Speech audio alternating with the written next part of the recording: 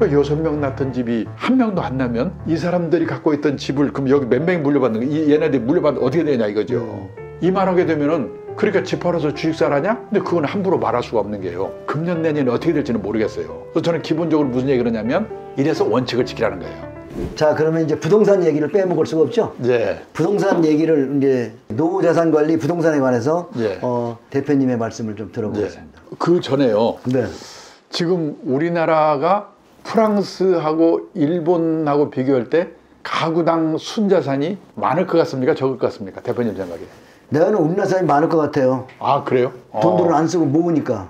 아, 근데 그게 돈을 안 쓰고 모아서 많은 게 아니고 네. 벌써 이제 해 넘겼으니까 재작년인데요. 한국은행에서 구매력 평가, 그러니까 물가를 감안한 환율, 그걸 PPP 환율이라고 하더라고요. 그걸 기준으로 해가지고 주요국의 가구당 순자산을 계산해서 발표했는데 우리나라는 53만 8천 달러 하니까 약 6억 원 정도 되는 거고요. 프랑스가 52만 1천 달러고 일본이 48만 6천 달러예요. 그러니까 물가를 감안했다고는 하지만은 재산이 이 두 나라 프랑스, 일본은 우리보다 100년 가까이 몇십 년 가까이 앞서서 자본 축적을 시작한다는데 그 나라보다 우리나라가 부자더라고요. 상상이 되십니까? 그런데요, 문제는 뭐냐면 그 갖고 있는 자산을 분해를 해보니까 프랑스, 일본, 미국 같은 선진국들은 70%가 금융자산이고 그렇죠. 현금, 예금, 주식, 채권, 펀드, 보험연금, 금융자산이고 30%가 부동산이에요. 근데 우리나라는 80%가 부동산이고 20%가 금융자산이에요. 반대예요. 그러니까 우리나라 한마디로 말하면 재산 이퀄 부동산인데 그 부동산 값이 비싸니까 부자처럼 보이는 거예요.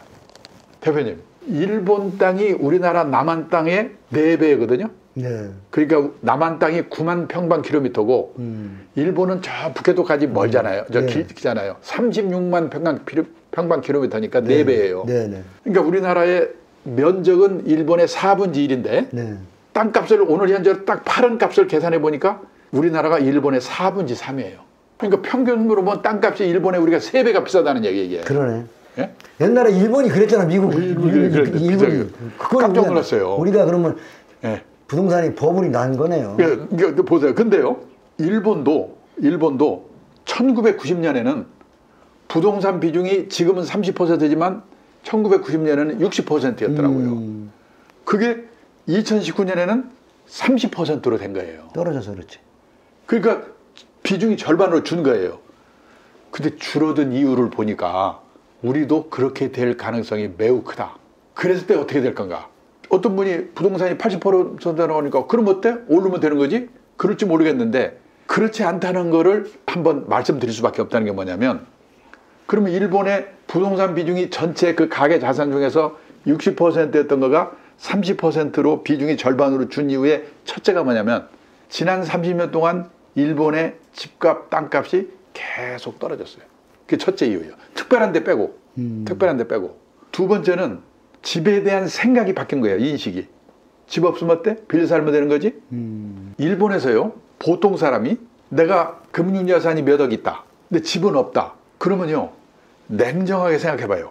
내가 돈을 좀 은행에서 빌려가지고 집을 살까? 아니면은 집 사면 수리해야지, 그 다음에 뭐 세금 내야지, 골치 아프잖아 이거. 그러니까 그냥 빌려 살고 이 돈은 딴 데 활용할까? 냉정하게 생각하거든요.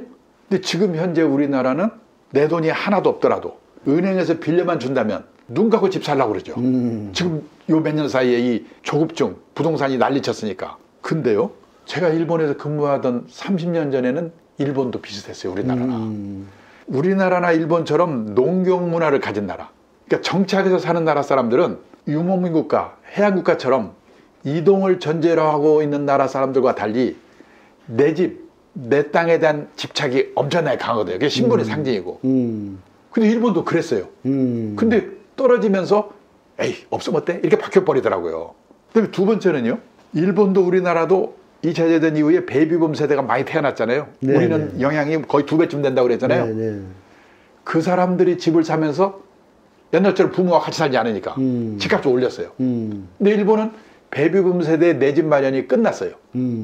이제는 8사람밖에 없어. 우리는 74년도까지 베이비붐이니까 아직 끝나지 않았어요. 네. 다 끝나면 어떻게 될 건가? 그다음에 세 번째는 도시화. 시골 살던 사람들이 도시로 나가면서 집을 사야 되잖아요. 네. 그게 집값 올렸어요. 근데 일본은 도시화 과정이 끝나가지고 이제 오히려 도시에서 지방으로 역류 현상이 나타나고 있어요. 근데 우리나라는 지금 도시화율이라고 하는 것이요. 뭐냐면은 전체 국민 중에서 인구 중에서 도시에 사는 사람의 인구 비율이 도시화율이라고 그러거든요. 우리 몇 퍼센트 좀 될 것 같아요, 대표님? 시골집들은 다 내버리고 올라오는 것 같아, 애들. 예, 지금요. 세계에서 도시화율이 1등이 어디냐면 싱가포르거든요. 네. 2등이 홍콩이고 네. 3등이 한국 90%. 어. 이제 더 이상 100% 가면 갈 데가 없잖아요. 그게 집값 올렸는데 그게 끝났어요. 그 다음에요. 부동산 투자를 하는데 그 선진국에서는 보통 사람이 예를 들어서 내가 여유가 좀 있어가지고 집 한 채 가게 하나 갖고 있다가 세를 넣습니다. 80년대 일본 근무할 때 그 사람도 그랬어요. 그 사람이 세를 안 내? 못 내보내요. 선진국은 세입자의 권리가 너무 세기 때문에 소송해야 돼. 골치 아파. 그러니까 실물로 부동산에 투자하는 게 아니라 리츠 들어보셨죠? 네. 부동산 펀드 네. 간접 투자를 하는 거예요. 근데 리츠나 부동산 펀드는 금융자산 안에 포함이 돼 있거든요. 네네. 그러니까 부동산 투자를 안 하는 거 아니에요. 간접 투자를 하지. 네. 그래서 그 나라들이 70%예요. 그렇구나. 근데 저는 우리도 지금 알게 모르게 그런 방향으로 가고 있다. 그거를 기본적으로 생각해야 된다는 거죠. 경제 성장이 우리 그 80년대 그때 그 일본 성장하던 그 성장 속도가 지금 예. 우리가 경제가 성장하는 속도가 빠르잖아요. 예. 어디선가는 정체가 되겠죠. 그러니까 뭐냐면 그게 이제 이 출산율이 낮아지고 고령세대가 많아지면서 세상이 바뀌는 거니까 그 20년쯤 15년쯤 우리가 앞서서 일본이 늙어가는 나라로 가고 있거든요. 네. 거기서 일어난 일을 이렇게 보면은 보세요. 예를 들어서 2020년 우리나라의 출산율이 0.84명이었거든요. 네. 근데 1955년에서 60년까지인가 그 베이비붐 세대 피크일 때가 6.3명이었거든요. 네. 그러니까 6명 낳던 집이 한 명도 안 나면 이 사람들이 갖고 있던 집을 그럼 여기 몇 명이 물려받는 거? 얘네들이 물려받으면 어떻게 되냐 이거죠. 이만하게 되면은 그러니까 집 팔아서 주식사를 하냐? 사라는 말이냐? 근데 그건 함부로 말할 수가 없는 게요. 한번 세상이 막 이렇게 정신이 없으면은 금년 내년에 어떻게 될지는 모르겠어요. 그래서 저는 기본적으로 무슨 얘기를 하냐면 이래서 원칙을 지키라는 거예요. 투자라고 하는 것은 리스크가 따르는 것입니다. 따라서 재산이 한 곳에 집중되어 있으면 안 됩니다. 그렇죠. 네. 우리는 80% 부동산이잖아요. 네. 몰빵이잖아요. 네. 그러니까 갖고 있는 재산이 100% 부동산에 몰빵되어 있으시다면 그 부동산이 오를 때 오를 망정 우선 10% 20%라도 금융자산을 가지세요. 그리고 나이가 들어가면서 금융자산의 비중을 높여 가셔야 됩니다. 그래서 환갑 나이쯤 되면 선진국 수준까지는 7세 3까지는 안 가더라도 부동산하고 금융자산의 비율이 반반 정도는 돼야 된다. 네. 그래서 집값이 오르든 떨어지든 하우스푸어가 될 염려는 없다. 네. 그거를 기본에 깔고 사든지 팔든지 생각을 하시는 게 좋다. 그거죠. 네. 네. 저는 그래서 꼭 말씀드리고 싶은 게 뭐냐면 우리 대표님 같은 분이 종목 이런 거에 대해서 분석해가지고 여러 가지 좋은 종목 말씀하시잖아요.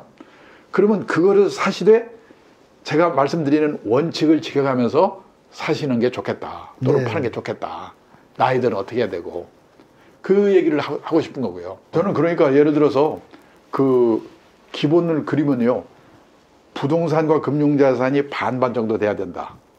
그리고 금융자산은 100에서 자기 나이 뺀 만큼 내가 50대다. 그럼 100에서 50면 50 남으니까 50 정도는 주식이나 주식형 펀드처럼 공격적인 상품. 나머지 50%는 CMA라든지 채권형 펀드라든지 안정적인 상품. 이런 비율 정도는 지켜야 된다. 저는 저희 집에서요. 제 아내는 주식들 그 사타 파르타 하는 트레이딩 주머니를 하고 있어요. 고수를 좋아하거든요. 근데 저는 안 해요. 왜냐? 그거는 해서 먹을 확률이 반반밖에 안 되고 그다음에 그거 할 시간 있으면은 열심히 연구해서 강의도 하고 이런 게 낫지 일하는 게 낫지. 그래서 저는 안 하는데 제 아내는 그걸 좋아하니까 제가 가정의 평화를 위해서 어떡합니까? 또 공처가거든요. 그래서 우리 집 갖고 있는 그 금융자산 중에서 10% 범위 내에서 맘대로 해라. 그거는 그래서 가끔 벌어서 저한테 자랑을 하기도 해요. 그 요번 좀 박살나니까 아무 말도 안 해요. 저는 한도만 체크해요, 제가. 한도만. 그런 자세가 필요하다고 봐요. 그렇죠.